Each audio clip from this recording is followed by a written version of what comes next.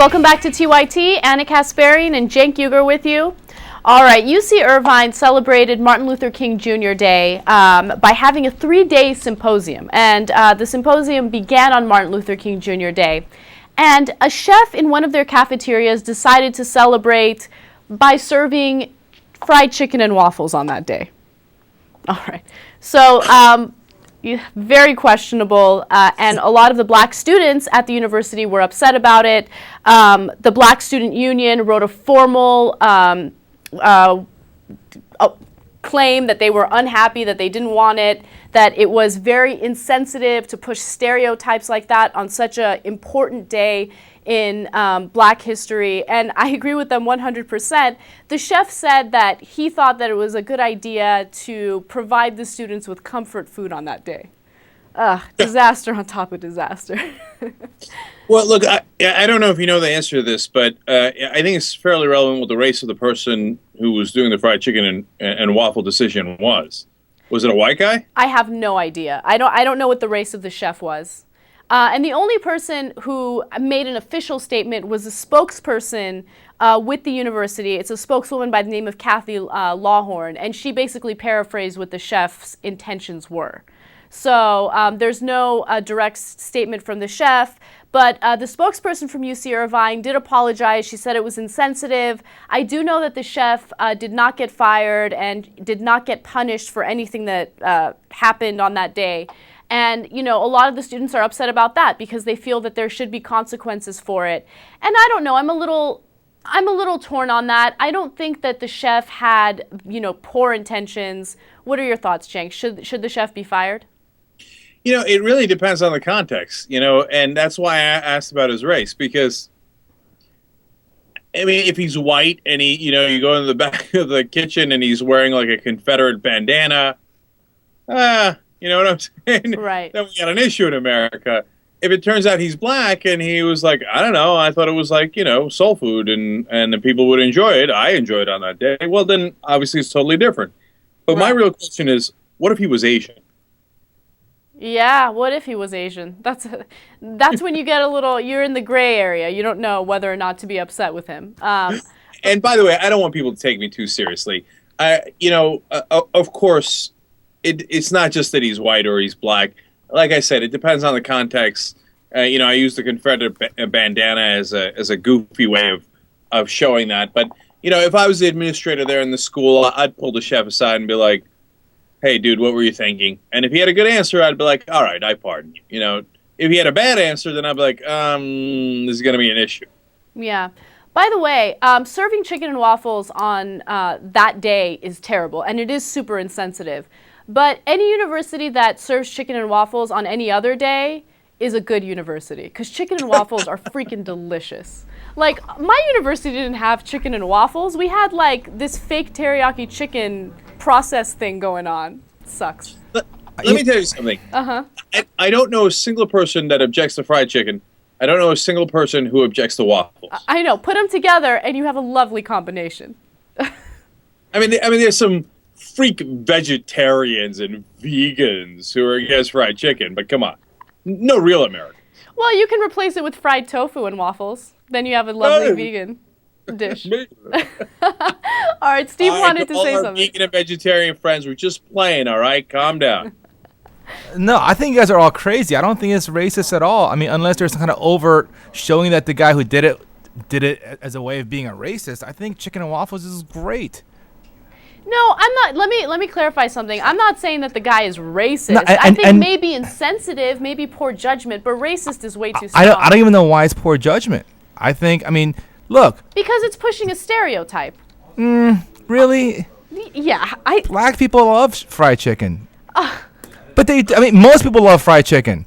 And look, the guy, if he's just making a clumsy attempt to, I don't know, like, be more black that day, yeah, maybe have a talk with the guy, but calling it insensitive or even anything approaching a fireable offense seems crazy. I don't know. No, it's not crazy. I mean, Steve, what if he did fried chicken and watermelons and came out and you know, blackface. I mean, come on. I mean, Well, no. If his intent is clearly to offend or belittle the holiday, yes. But if his attempt is trying to, do something that he thinks is something that black people would appreciate, I don't think you should be so hard on him. I don't know. no. Look, and that's why we Maybe I'm too merciful. No, that's why we talk it through, right? But look, the history matters, and that's was part of the stereotype. Like, for example, if on Cesar Chavez Day, they do tacos and burritos, some people might find it insensitive, right? But I think most people wouldn't. But there isn't a history of mocking, Mexican Americans with burritos, or certainly not to the effect that black people have been with fried chicken, watermelon, et cetera, et cetera. So I think that history matters, and I think it makes sense to be a little sensitive to that. And furthermore, I'd like to denounce and reject you for your insensitivity. Yeah, I agree with Cenk. Shame on you. It is a shame. A shame. Yeah, what if on, Kim Jong-il Day, they serve bulgogi and Kobe? Would you be happy with that, Steve? I would love it if they did it right. Kim Jong-il Day. All right, anyway, yes, go ahead, Anna. All right. McCaskey East High School in Pennsylvania has implemented segregation, and they're very open and honest about it. Now, what they're doing is every single day for homeroom, all of their black students are in separate rooms and all of the other students are in other rooms. And the reason why they're doing that is because they want to address issues that have to do with the specific races. So in this school district, they're having a huge issue with the disparity between achievement between black students and white students, right? So they think that a good way to address the differences is to put them in different homerooms. So this isn't for the entire school day. It's only for the 6-minute homeroom that they have every day, and then another 20 minutes twice a month. They go in separate classes and they discuss issues that have to do with them. So they say that they have data and they have facts and studies backing this up. What they want to do is they want to group the black students with black mentors that can talk to them and advise them on achievement, advise them on how to do better when it comes to their reading scores, their math scores. I don't know. It makes me a little queasy. It makes me a little uncomfortable. But there might be a little value in specifically talking to a specific group of people about issues that they deal with. I don't know, Cenk, what are your thoughts? Well, look, sounds like the kind of thing that libs would do as opposed to conservatives, and it probably comes from the right place, meaning that they mean to do well and they think that it's genuinely going to help those different ethnic groups. In general, I'm against it. I don't like it at all. And they will probably say, hey, no, but African-American students have certain issues that you wouldn't understand or others wouldn't understand, and they need to be able to deal with that, et cetera. No, internally, I think segregation is a bad idea. It separates us based on race, and that might be part of the reality, but I don't want to reinforce that so-called reality. Here's the problem. This is what I don't like, okay? They're basing it solely on race, and I'll tell you why. So right now, only 1/3 of black students in this particular school pass English requirements. Only 27% pass math requirements, right? But for those who do pass and for those who are doing well in school, is it fair to group them, in classrooms with students that aren't doing well just because they have the same race? That doesn't make sense. How about you look at all of their scores and say, okay, these students didn't do well in the math scores. These students didn't do well in the English scores. Why don't we group them in separate classrooms and, target what their weaknesses are and how we can make them better? Just focusing on race is crazy. You should focus on achievement and focus on those who need the most help. Don't you think that makes more sense? It only makes 1,000,000% more sense. Right. I'm 100% with Justice Kasparian here. Look, if they put me in a room with a bunch of swarthy Turks who scored poorly, even though I scored highly, I'd be like, what am I doing with these Arabs? Get me out of here. Right. And the one thing that they're doing that's super interesting is, and not super interesting in a good way, super interesting in a questionable way, is they're separating all the black students in certain classes, but then all other races go in one class as well. So it's not like they're separating the Asians, the whites, the blacks. It's just blacks and everyone else. And no, I'm ruling on it. It's over. It's over. No, I'm not buying it. I'm not finding it acceptable. I affirmatively vote no. All right, I agree with you. I think they should focus on achievement and focus on those who have weaker scores instead of just separating them based on race. But that's just me. All right, Cenk, I want to ask you something. Harvard is known as one of the most competitive schools in the United States, but when it comes to the world, what university is the most competitive and selective university? Well, that's easy. That's the University of Pennsylvania. Questionable. What? Just because I went there? What? I'm not biased. No, Right. You're wrong.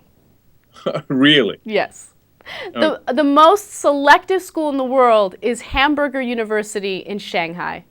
Yeah, disaster. I'm not kidding. Bloomberg News did this great article about them, and it turns out that less than 1% of applicants at Hamburger University get accepted, okay? On the other hand, when it comes to Harvard, which is one of the most selective universities in the United States, 7% of applicants get accepted into the university. So it's really interesting because there are a lot of upsides to going to Hamburger University. For instance, tuition is free. You get a job immediately after you graduate. It's guaranteed. And you get a manager position. So it's not like you go and you flip burgers. You're basically in charge of a particular McDonald's somewhere in China. And 1,000 of the 70,000 employers in China graduated from Hamburger University. Wow. Okay. Well, look, but this isn't fair because you got a billion Chinese guys who are trying to get that job. Mm-hmm. Like anything you set up in China where, they're going to have a pretty good chance of getting good work afterwards, there's going to have a really low percentage of people getting in because a billion people are going to apply. Well, you're actually wrong about that. They only choose 7 people out of 1,000 applicants. So a lot of people aren't applying. Well, it should be out of at least 7,000 applicants, right? Because it's 1%. No, my bad. Yeah. That's less than 1%. Seven's Yes. less than 1%. You're right. Look at me doing bad math. Anyway, I'd never make it into Hamburger University. I'd never take it. By the way, how do you apply? What is it's like? You're like, no, dude, you don't understand. I love burgers. Like, what qualifies you to go to Hamburger University? I don't know. Maybe your leadership skills, because you need to be a manager. So you have to somehow show that you're a good leader. Your seasoning skills. How well can you season a fry? Yeah. I have led men into burger battle. I have done burgers with fries. I have done burgers with Coke. And by the way, is there a fried chicken university? Because I'd rather go to that. Fried chicken sounds so good. Between that story we just did and your comment right now, I'm ready to leave the show and get some chicken. It sounds All right, so thank good. God this is not some sort of, African-American day. Otherwise, we'd be in trouble for mentioning fried chicken so often. I know. All right, guys, let's take a break. When we come back, I have a story about an inmate who is in prison and is making $10,000 a month. We'll be back with that story on the Young Turks.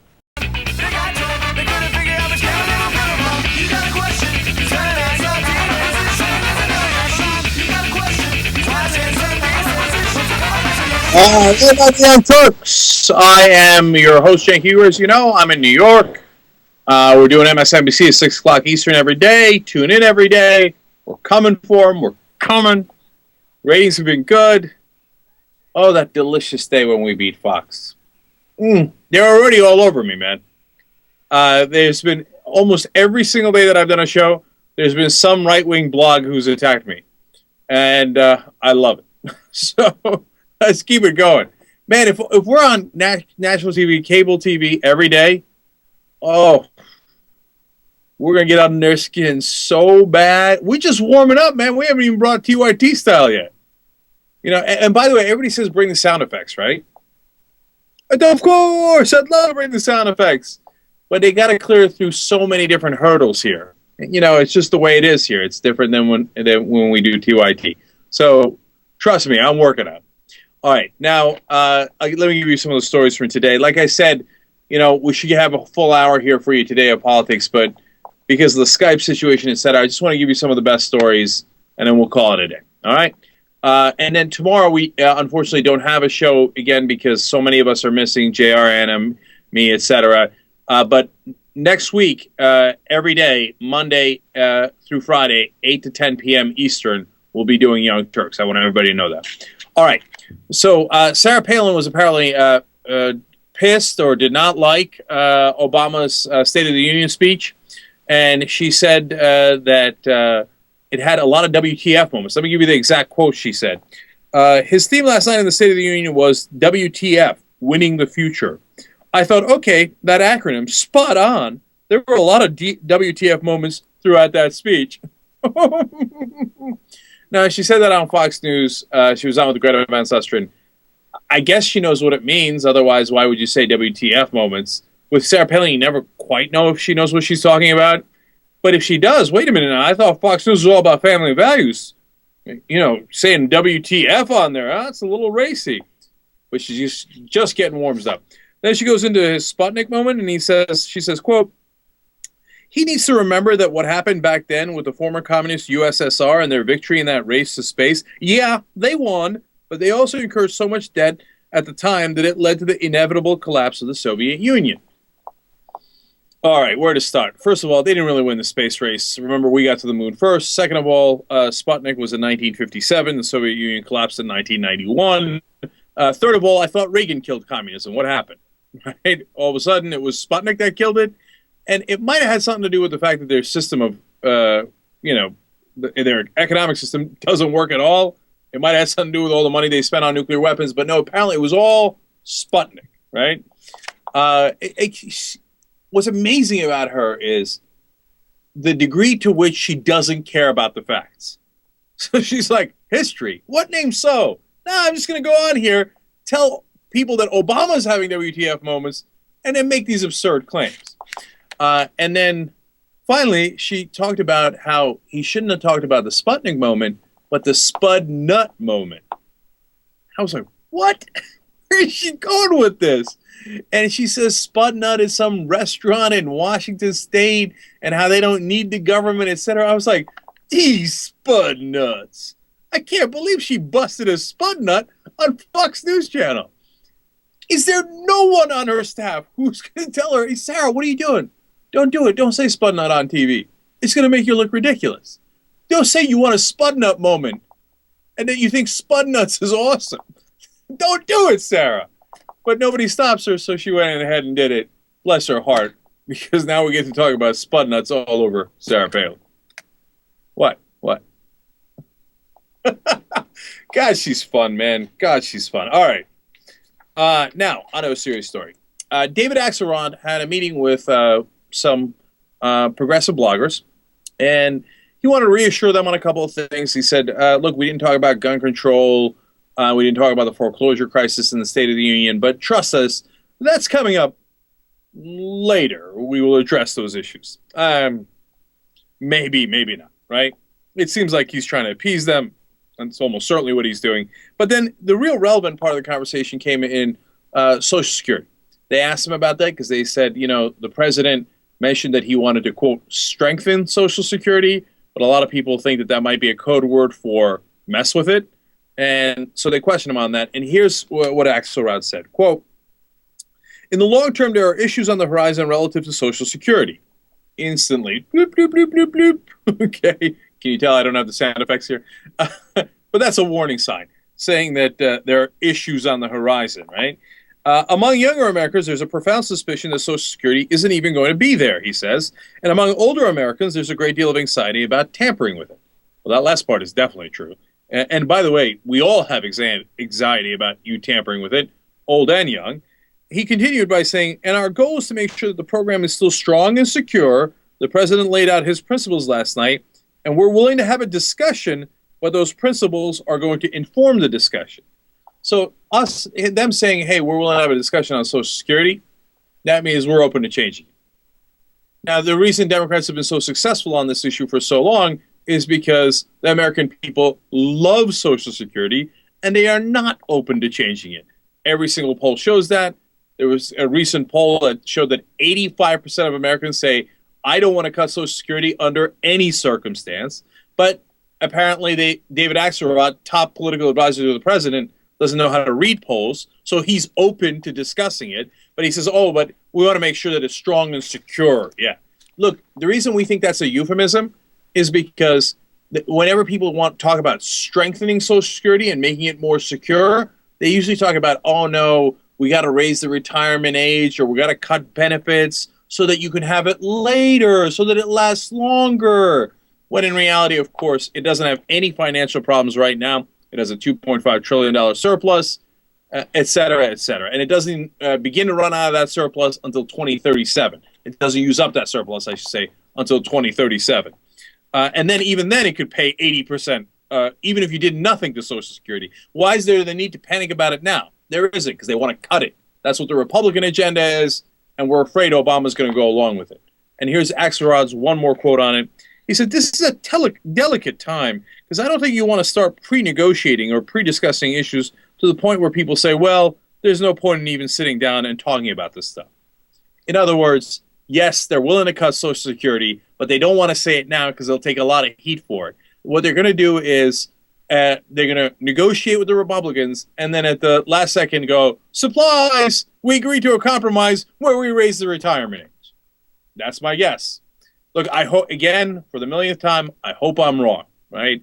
And I hope it's not the retirement age they're thinking of. I hope it's something else. For example, an easy so-called fix of Social Security, if you actually care to fix Social Security and it doesn't need much fixing, is that you can have payroll tax applied to higher brackets. Boom, fixed. You don't have to raise the retirement age at all. Now, we'll see. We'll see. Apparently, there was a news story about how liberal senators talked Obama out of putting it in the State of the Union, that he was willing to take measures to basically cut Social Security. Let's see if they talked him out of it for good. I talked to Bernie Sanders on air yesterday on MSNBC, and he said you have to keep applying pressure because there's no guarantee at all that he is going to say that he's not going to say raise the retirement age. That's what drives me crazy about Obama. His instincts seem to be like, "Oh, let me go to the right. Let me go to the right." So frustrating. Anyway, so be afraid. Be very afraid of what might happen to Social Security. And be on your guard, because I don't care if it's the Republicans or Obama. We got to fight them either way if they go to do the wrong thing. All right, by the way, I said it on MSNBC, but, for those of you podcasting the show and who don't get MSNBC, I just want to give you a quick update on what I thought of the State of the Union. Look, the speech was really good, right? I thought it was uplifting. Some of you might have noticed that I live tweeted during the State of the Union. I liked some of the lines. Of course, some of it was right wing that bothered me. I don't want to get into all the details, but I just want to say this general point that's important. And I need to tell you this because this is going to inform a lot of what happens over the next 2 years. If we just implemented Obama's speech, it would still be too right wing for my taste. But I could live with it, right? But what I'm afraid is that all of his Democratic ideas are going to get killed by the Republicans in the House. But since he already agrees with the Republicans on the other half, they will get implemented. And Tom Harkin was on the air today with me on MSNBC and said Obama was the one who was fighting against filibuster reform. I mean, he does it every time. And every time he sides with the Republicans, they win. Every time he sides with the Democrats, they don't necessarily win. And especially now with the Republican House, they're not going to win. So what you might wind up with, what I'm really concerned about, is that over the next 2 years, every right-wing thing that Obama said in that speech becomes law. And every left-wing thing he said gets killed. And there's an excellent chance that might happen. I'm keeping it real with you. That might be the reality. All right. Now, speaking about Obama, well, YouTube did ask Obama. They talked to him. They interviewed him. I told you they were going to do that. They took some questions. The results were awesome in what questions came to the top. Out of the top 200 questions, 198 of them were about legalizing marijuana. So that's awesome. Okay. And that, of course, had come in number one the last time that Obama had done something similar with YouTube.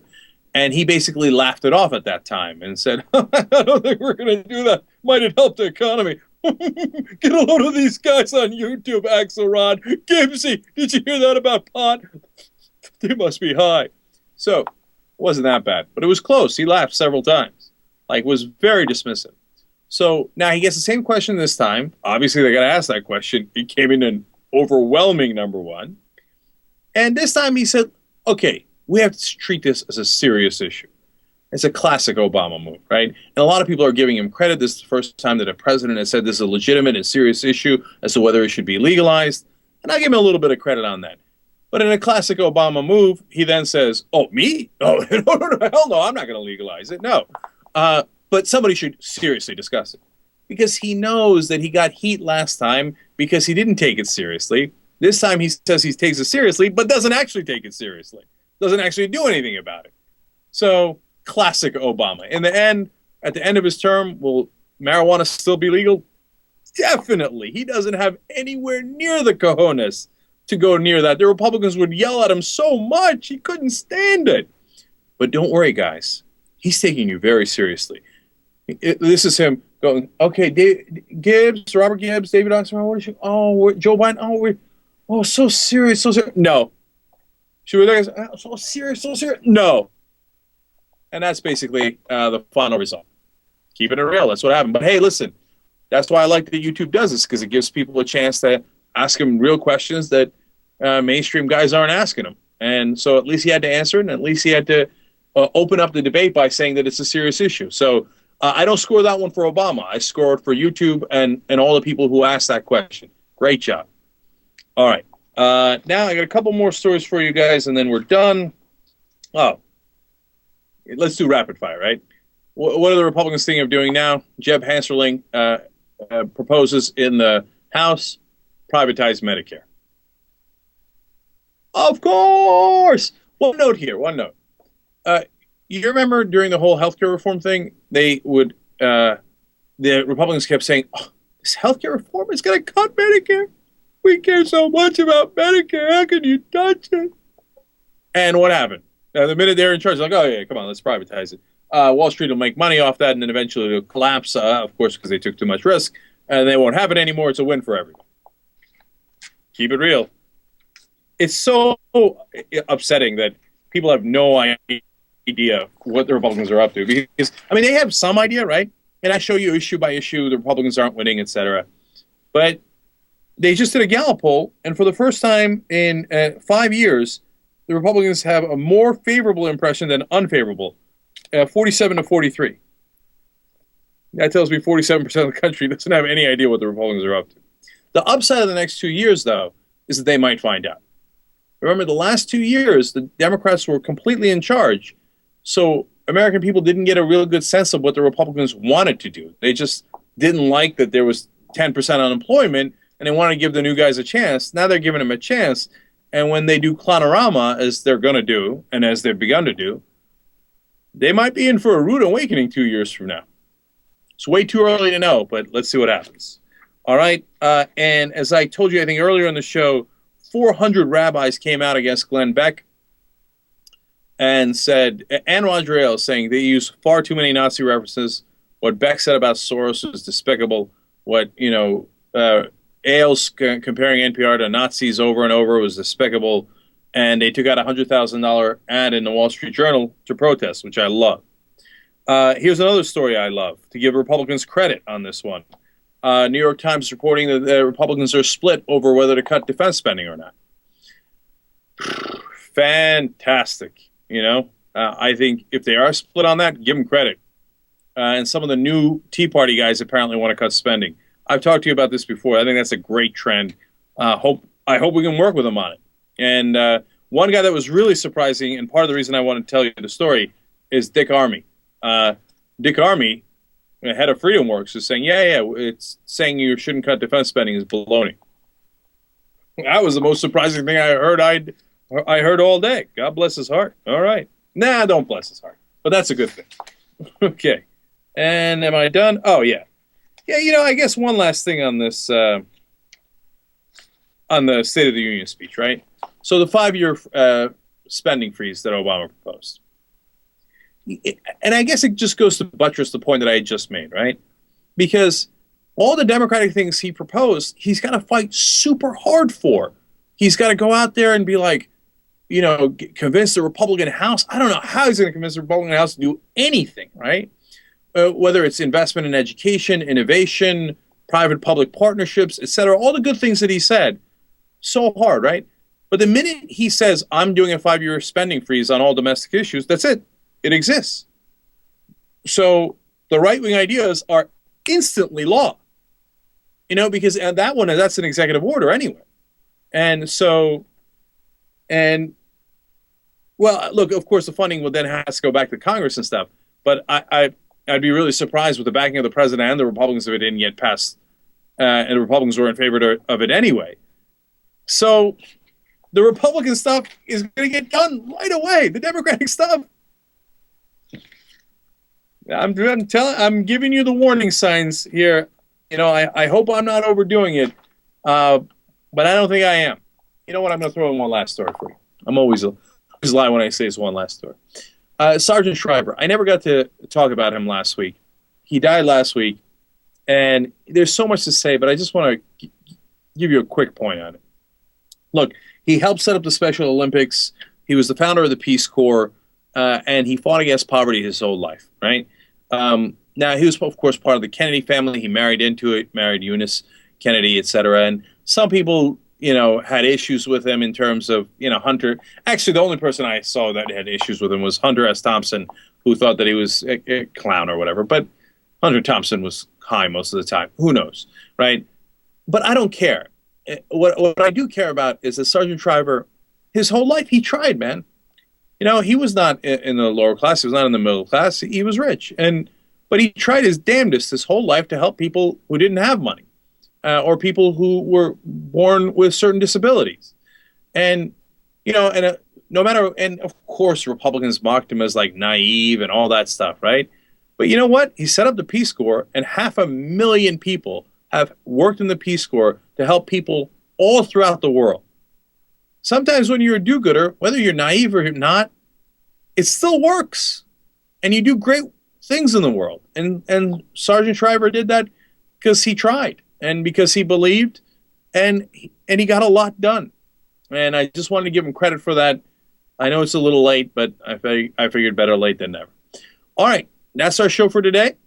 You guys rock it out, and we will see you back on Monday, okay? 8 o'clock Eastern for the Young Turks on theyoungturks.com, and 6 o'clock Eastern, of course, you can see me on MSNBC Friday and all through next week, okay? We'll see you then.